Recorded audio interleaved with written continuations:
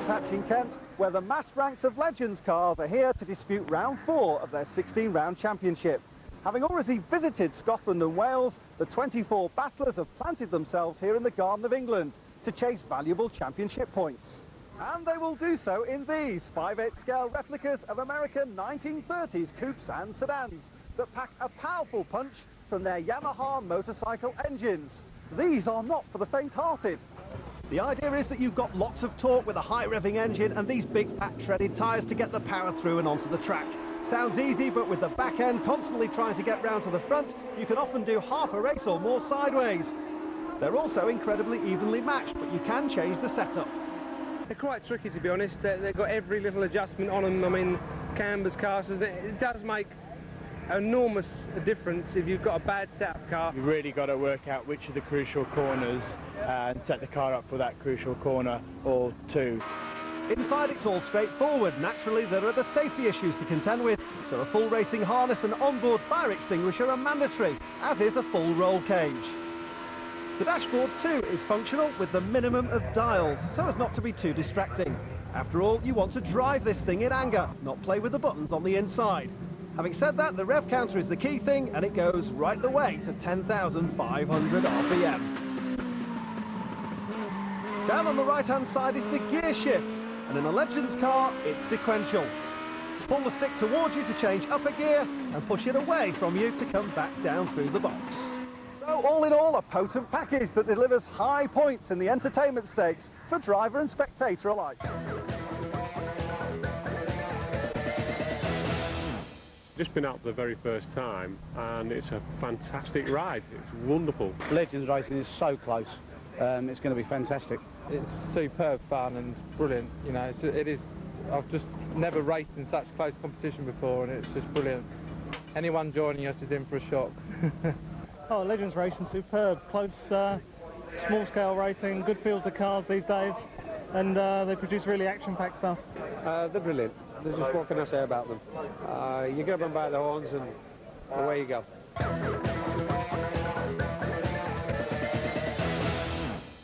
Well, round 4's about to get underway, but remember, this is not just all about fun. There's a serious championship going on, and it all got underway back in April at Mallory Park. By the time the teams arrived at the Leicestershire circuit for the opening round, over 1,000 man-hours had been spent preparing for the season ahead. 11 new drivers have committed to the 99 season, and familiar names and faces also return, including one who seemed to want to keep his identity something of a mystery. Each championship round features 3 races, and the first on the Mallory Mile Oval lived up to expectations. It was no surprise to see Darren Hills, John Mickle and Tick Stewart, 3 stalwarts from the 98 season, battling it out for the top 3 positions. But Darren it was who, on the line, just took the first checkered flag of the year. Race 2 proved just as competitive, and with the millimetre-close combat around Gerrard's, it was only a matter of time before the inevitable happened. At the sharp end, though, Hills made his a double, as he stepped up to the line first again. Race 3 was a corker, with Hills, Stewart and Steve Thompson in red 41 vying for the 200 points at stake for the winner. With a breathtaking move at Gerrard's, Tick went from 3rd to 1st, and then on to take the victory. Ian Sturt in 54 emerged the highest place of the newcomers, clinching an excellent 7th overall. At Pembrey in South Wales, Tick Stewart picked up where he'd left off, scoring a pair of fine victories, although he failed to finish race 3. John Mickle took the honours in that one and ended the day 2nd overall behind a hugely consistent Gary Thomas in 55. North of the border, Tick returned to winning ways in races 1 and 2, with Darren Hills claiming a brace of seconds. John Mickle, the other to step up onto the podium at Knock Hill. So, with 3 rounds complete, Tick Stewart leads the Old Spice Legends Championship by 190 points over 2nd place Darren Hills. John Mickle's 2 victories help him into 3rd, with Gary Thomas right behind 4th, and Ian Sturt the best placed of the newcomers in a brilliant 5th place. As in all championships, there are those who stand out, and not just for their good looks or charm either. I'm a bit of an old veteran. I've been on the ovals for many, many years. My dad started in 1963. I think that was when Barry Lee started. I mean, we've all a lot of these good drivers that come from ovals. You can't knock oval racing there's been a lot of good drivers come from there. Basically, I started at Silverstone. I went to Silverstone to get trained up there, and I started in their saloon cars, their Peugeot 306s, and actually only did one race in them because on the same day Legends were racing. I just saw what was going on and literally fell in love with the cars there and then. I then made plans to try and get a ride in a Legend. I got a test in one, absolutely loved it to bits, and things went my way and was able to get hold of a car and buy a car, and I've been racing Legends ever since. We started back in 1980 on the Bristol Formula 1 circuit. We did that in one form or another for 12 years. We've always been in and around watching, and I saw these at Mallory Park one day, hence we've got one. We started doing hot rods on the grass, and then from there we went to Speedworth and doing hot rods on at Speedworth circuits, and then from there we went to saloon car racing. You've got to give the cars respect. They're very twitchy because they've got a motorcycle engine in them, but yeah, it's not that difficult. We're still learning, having said that. I started in hot rodding sort of from about 19 really, but I've only ever done it off and on, and I saw the Legends about 4 years ago and just waited till I could afford it really. But the hot rodding is what gives all the front runners really, I think, or all the short circuit, gives us all that bit of use to running that close together, because you don't have any room on an oval to make a mistake.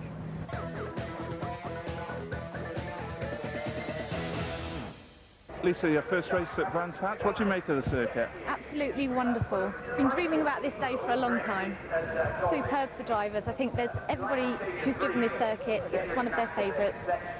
Do you have a favourite corner here? I think Paddock's pretty good. Pretty hair raising, you get that funny feeling in your tummy if you get it right as you're going down the hill and back up the other side. It's just like going down the Big Dipper. First time I went down there, I just creased up laughing. I thought it was brilliant.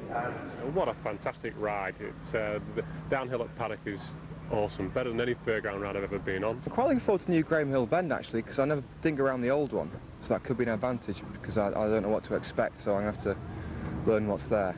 Definitely the new Brabham Hill Bend, that's going to be busy there. It's so tight, people are not used to it, so got to be a bit wary around that corner. Druids is good because you can outbrake people, and it's a corner that, if you get Druids right, you can carry a lot of speed through the rest of the circuit, so providing you get Druids right, you should be on a quick lap. So the Indy Circuit with its new Graham Hill Bend will provide the challenge for the first of 3 races in round 4. And the crowds were out in force to see the outcome. As for the drivers, well, after morning practice, and as usual, they all had differing views on what the day would hold. Starting with championship leader, Dick Stewart. I've been the man from the start, and many people try to come and beat me, and I'm still here now 4 years down the line, and I'm still the old veteran. We spend a lot of time on the car every night of the week. You know, the team are really strong at the moment. There's a good lot of lads. They've been with me for 10 years. I mean, we know what we're doing. I mean, there's a guy out there, you know, everyone's tried to help him a little bit. Andy Craig, I mean, it's at Pembroke, Knockhill, I should say, he went really well, you know. He's a really good driver, and it just shows you he had a bad handling car. Now he's got the knack of it a little bit, and he's back up on the points. We needed a bit of help getting the car straight, but I've learned massive amounts in this first season. Some of the most fantastic blokes you could possibly hope to be an unprepared racing driver with. You know, no one is ever too busy to stop working for a second, give you some advice, or throw you some tools if you need a bit of help. They're all absolutely spot on, and I mean, when I did rather well at Knockhill, so I started thinking, well, you know, I really should make the effort to go and thank all the people that have helped me, and I thought about it.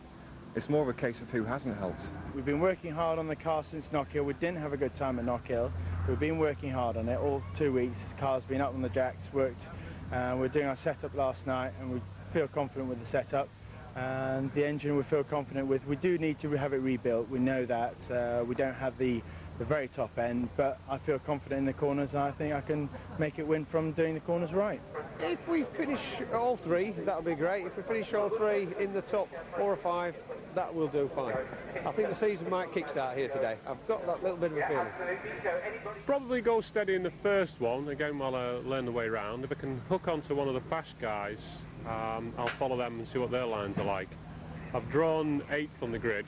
So there's a couple of fast blokes in front of me, there's a couple of people I can hang on to and see how they get on. I've only just come into Legends myself at the moment, so I'm feeling my way, you know, gingerly, but we're getting there slowly. Prediction time, are you going to leave Brands Hatch leading the championship still? Oh yes, of course, yeah. I haven't come here to come away last. I've come here to win. I mean, I come to every race to win. I'd like to win all three here today. I mean, it'd be an ambition I can do. I want to win all three at Knock Hill, but we only managed 2 and a second. I don't think he'll do it somehow. No, don't get me wrong, the boy's quick, but I think it's going to his head, so we'll just have to put him right, won't we? I don't think he will be today. I hope he does, and I hope I'm one of the front runners too, but we'll just have to wait and see. Can't tell until the race is over, really, can he? Tick Stewart tells me that there's no one can beat him at Legends. He's going to win 3 out of 3 today. That's what he's saying over there, yeah, but we've got another thing planned for him today. We had a really good run at Knock Hill and we was pushing each other down the straight, the whole length of the straight. But we both got a lot of respect for each other, so we have a good bit of running when we're together. But I'm hoping to be right on him today, right on his bumper. Respect's one thing, but when you get on the circuit, what happens there? No, I've known Tick for years, and we've raced for years with each other, and we're both fully aware of where everyone is on the track. And although we can race hard and we can be close, you can be close and still safe, and you know, and it's good for the crowd to see as well. But do you think he can spoil his plans? Yeah, I don't think he's going to get all 3 today. Certainly not, no. We're going to spoil it up for him. My aim is not to win, it's just be consistent, really. I know I had a very bad Knock Hill. I need to drag some points back. I need to get in the first 3 every race. If I get 3 thirds today, I'll be over the moon. And I think if Tick really does come down to earth a bit, I think he'd realise 3 thirds for him today would be ideal as well. At the end of the day, winning races will win the championship, but being consistent will definitely win the championship. So now you've got the... Welcome back to Brands Hatch, where the crowds are gathering in the sunshine to witness the first race of 3 here. And believe you me, it's going to be very fast and furious, and I suspect quite hectic too. Well, the drivers are already out on the circuit on their formation lap. They've occupied grid positions that were determined by a draw which was made this morning, and it is John Mickle who starts on pole, but Gary Thomas carries the onboard camera. What can we expect to see, Gary? Some good shots, hopefully. Hopefully there won't be anybody in front of me. That'd be the best shot. But as far as I'm concerned, but we'll have a good run through the traffic, yeah, good. Well, we'll see how Gary fares, building up the revs now. Remember, these cars carrying a Yamaha 1200cc engine, and Gary starting on the outside, so it's going to be a brave and perhaps fearsome manoeuvre that he'll have to make. Well, the on the outside for the front row is Andy Craig, who's been having a lot of help, as we heard from his fellow drivers. On the second row, in 96, the red lights are on and they go green. Oh, and Gary Thomas gets a belting start up on the inside as he is of Gary Maloney in the Arco car. Up ahead, one of the Fountain twins, and they sweep majestically down through Paddock Hill Bend, trying to find a bit of tarmac on which to play. And there in the 41 car, the red and white machine, Steve Thompson, with his teammate Tick Stewart on the outside of him. But it's John Mickle who's made the break into Druids. Oh, and running out wide, there is Gary Maloney. Maloney's put it in the gravel trap. Well, he's managed to spin out of it, so surely he will rejoin at the back of the field. But at the moment, Mickle leads from Craig. Third is Durrell, and back in the pack, you can see how frantic it is. Nigel Kelsey being passed on the outside by Gary Thomas. Thomas's next target will be Peter Morton in the 32 car, and watch how he will get that car sideways, fighting the oversteer all the time and balancing the car on the throttle. Well, he promised us some good onboard shots, and we're getting that at the moment. Out of Clearways they come. Andy Craig's already firing away up front, but here they come. And Mickle made a mistake there. Mickle has dropped back, and Andy Craig has slotted on by as they complete the first lap. Now, I wonder if John Mickle, he changed tyres this morning and thought that he would try a new set of tyres. Whether those are causing him problems or not, but certainly he's dropped way back there to something like 4th place. Craig leads. It's Hills and Durrell battling it out, and truly battling it out. Oh, and Simon Durrell is in the kitty litter up at Druids, but with those big fat tyres he's managed to drive straight out. Hills meanwhile is being challenged on the outside by the one of the twins, team twin runners, of course Rob Fountain, and that there is Chris Fountain in the 52 car on the grass, and that's the dust being kicked up. But Andy Craig in the Ant Hill Mob look-alike car, the silver machine out front, certainly stretching his legs at the moment. Back on board with Gary Thomas. There is very, very sideways team twin car in front of us there. Chris Fountain getting the car sideways. That will lose him momentum. Back out of Clearways they come, and he's now going to be attacked down the inside by Stevie Thompson in the 41 machine. Well, Thomas holding him off, and that's a high, wide and handsome line through Paddock, the Indy Circuit here, the venue for this round of the championship. Oh, and Simon Durrell trying to pick up pieces, and that's Lisa Morgan who's spun there, and the other of the team. Well, it's all happening, isn't it?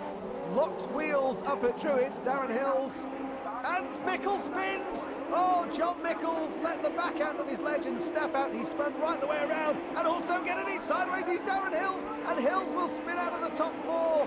Oh my word! Well, excitement and drama aplenty in the legends, and two of the top drivers in the championship spinning out there. John Mickles spinning as he came out of Druids, and Darren Hills doing exactly the same down at the new Brabham Hill Bend, and there is a sideways Chris Fountain.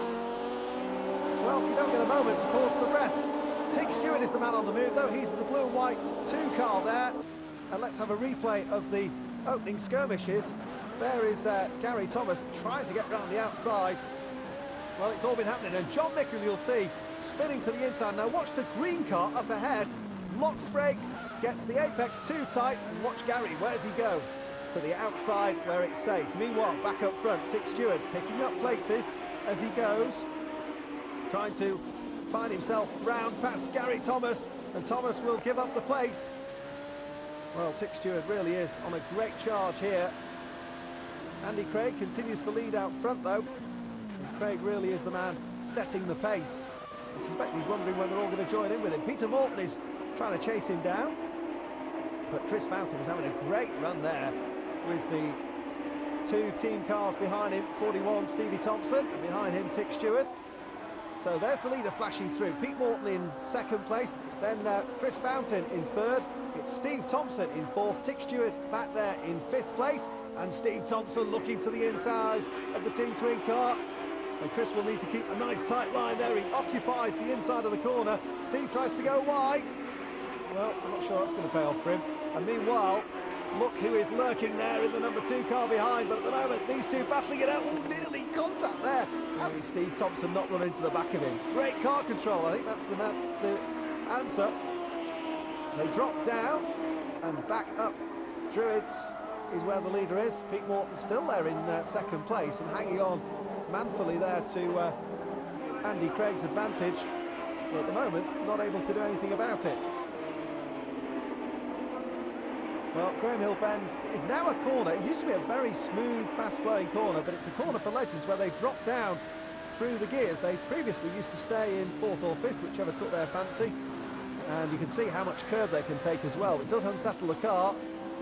And that's the battle still raging royally there for 3rd place. Steve Thompson being shown a very defensive back end to Chris Fountain's car. And now look at this. 3rd, 4th, 5th and 6th all running together as a quartet, and this time Steve Thompson going for the inside line. He might just, if he can be late on the brake, squeeze through there. No, Fountain's a match for him, or is he? Well, Chris Fountain there, superb car control through Paddock, but he's running a little bit wide this time. He moves across the right-hand part of the circuit. They're all dicing about there for track position. Through they come. Great onboard action from Gary Thomas's car. Tig Stewart ahead of us there, and ahead of him is Steve Thompson, and look how right up front, if you look down the straight, you can see the 2 leaders stretching away from these 4 while they battle it out for the final coveted place on the podium.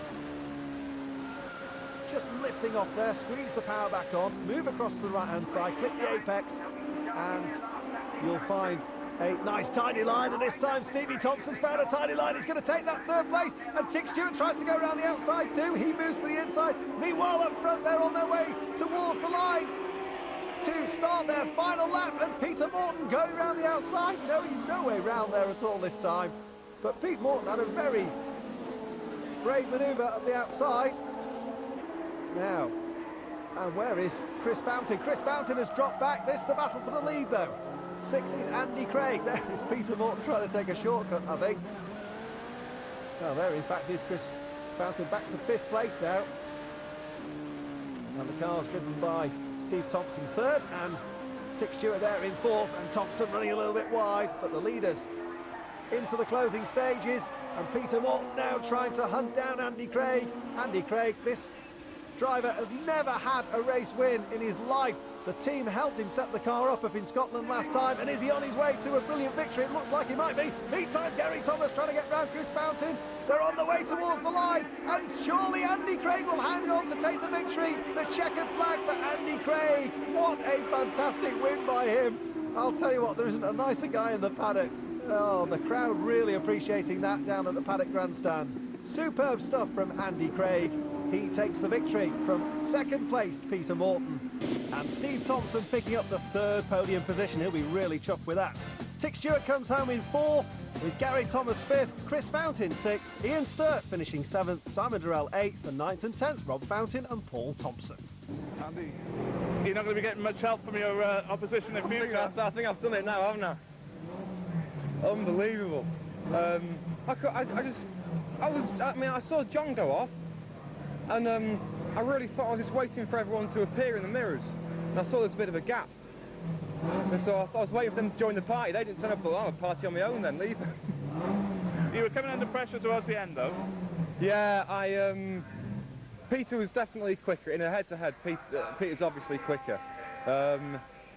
You've got to take the chances you're given and give it everything, and I tried to do that and just maximise every corner. I made a couple of little mistakes, but brilliant, best day of my life by considerable margin.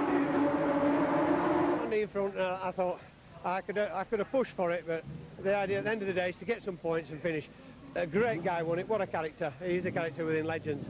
We had a great race between us. I thought actually I got a brilliant start. And then once I saw that he'd gone so far ahead at the beginning, I just don't know where he got his power from. But I must take my hat off to him. He's a great guy, and he really deserved the win. Well, very pleased. For once, I actually finished the race, which was a great asset to us because we are lagging 6th in the championship at the moment, but there isn't too many points between them. I had a really good race, very clean, managed to get through a few of them spun, which made it even easier for myself. It was very enjoyable out there.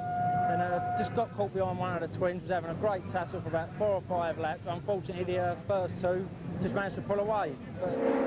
Well, journalist Keith Wood made his Legends debut in the media car, number 34. What did he make of his first race? Excellent. Really, really good fun. The green flag come out is excellent just from the start. It was so good. Bit of carnage out there though. A few people went off, but getting to Paddock, one person spun off right in front of me. I couldn't see anything. It's like a lot of dust out there, but yeah, it's really good fun. Totally different. Anyone's got to do it. It's so much fun. It's really, really good.